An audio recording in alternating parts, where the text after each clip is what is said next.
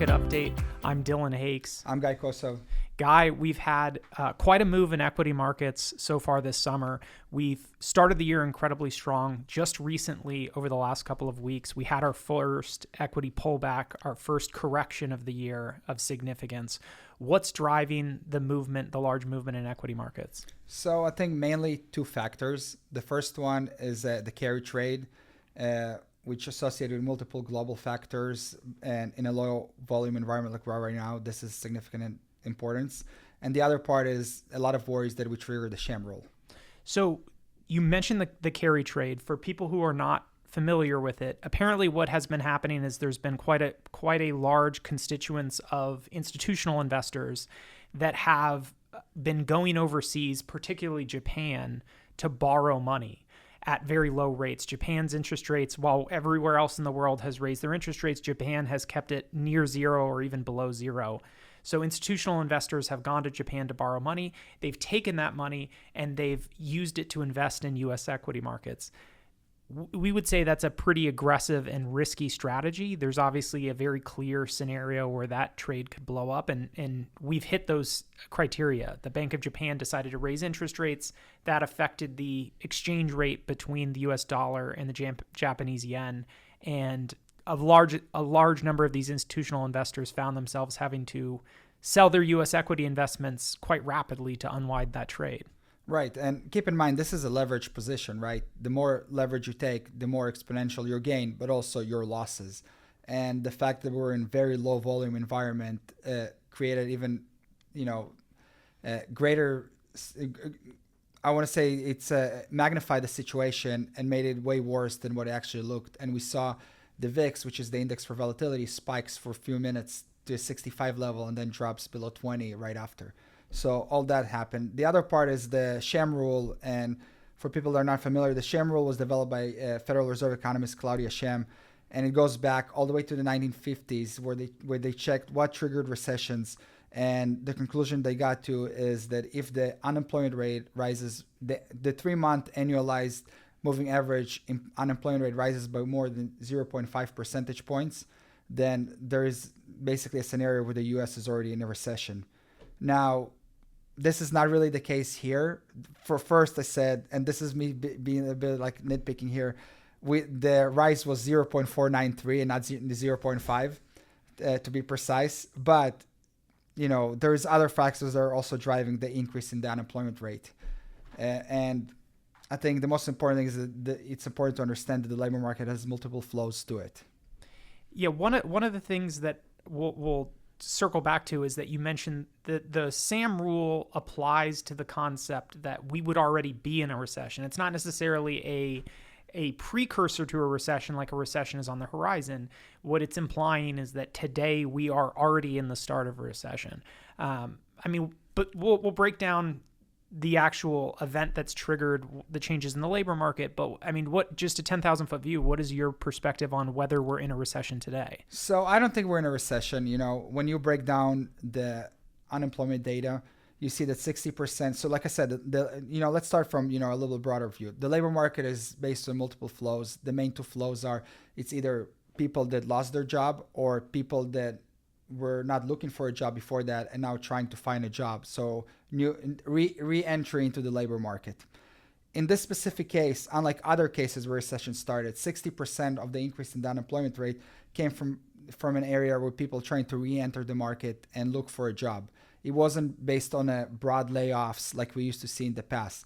And this is a big difference because all the other times that the sham room was triggered, right, and was correct is based on mass layoffs. And this is not what we're seeing. So I'm not as worried about that. Bottom line, we don't see a lot of layoffs. We do see a decline in the number of openings, but this means we're going back to stability within the labor market. I completely agree. I think the idea that we're in a recession, it's always possible. It's very difficult to call the beginning of a recession. Usually that happens backwards looking, once you get a year or a few years past an event, you sort of look back and figure out what the start was.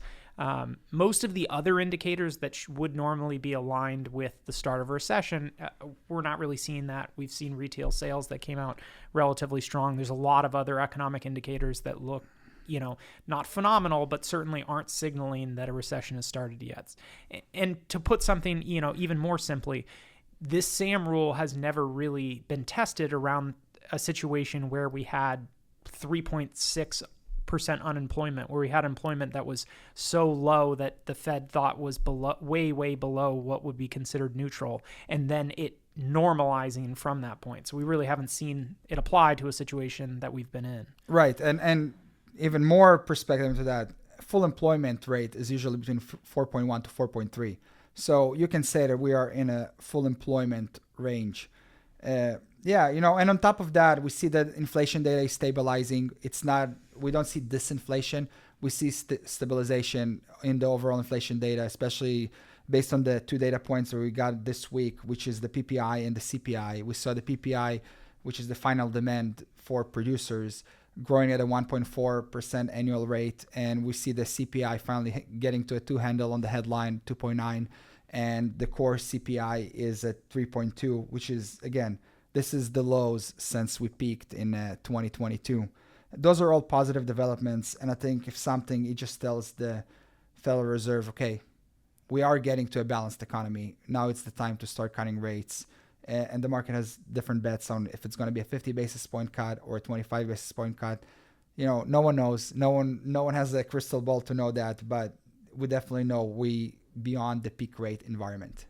So you hit on it perfectly. You hit on exactly what I was going to bring up next, which is, we've got some good inflation reports.